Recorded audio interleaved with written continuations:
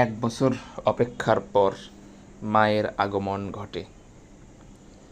আর এই এক বছর গ্রামের মানুষ তাদের প্রত্যাহারিক জীবনে কাজে কর্মে লিপ্ত থাকে।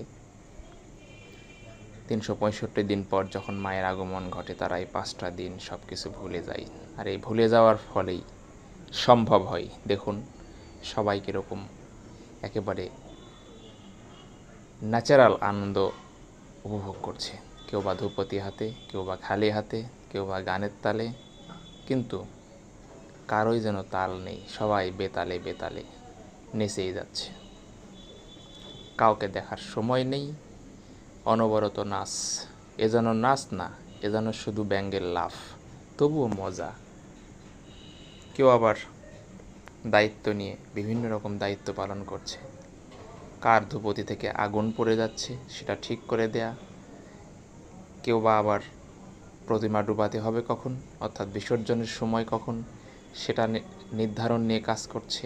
অর্থাৎ যে যার সবার মতন করে সময় কাটাচ্ছে। আসলে এই দিনটা অনেক মজার। আমরা কচুয়া গ্রামবাসী এক বছর অপেক্ষা করি এই দিনটির জন্য।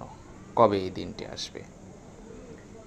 এই দিনটি আসলে এতটাই কাঙ্ক্ষিত হয়ে দাঁড়ায় যে এই ৩৬৫ দিনে পৃথিবীর অনেক কিছু পরিবর্তন হয়ে যায়। এখানে এমন কিছু লোক আছে যারা আগামী বছর আসতে পারবে না। আবার এমন কিছু লোক আছে যারা আগামী বছর হয়তো এই পৃথিবীতেই থাকবে না। তাই অনেক আবেগের এই বাসন্তী মায়ের আগমন, অনেক আবেগের এই ৫টা দিন। এই ৫টা দিন সবাই চেষ্টা করে নিজের মতো করে উপভোগ করার জন্য। দুঃখ, কষ্ট, শত্রুতা, হিংসা, বিদ্বেষ সব ভুলে থাকতে চেষ্টা করে। সত্যি অনেক সুন্দর।